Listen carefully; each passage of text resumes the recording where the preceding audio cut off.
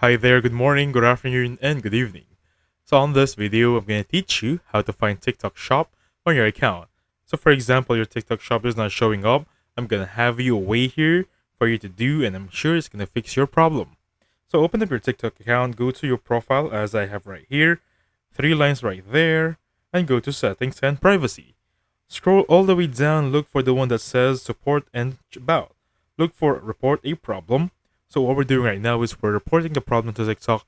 And please in here, the key is gonna be how you explain things. Alright?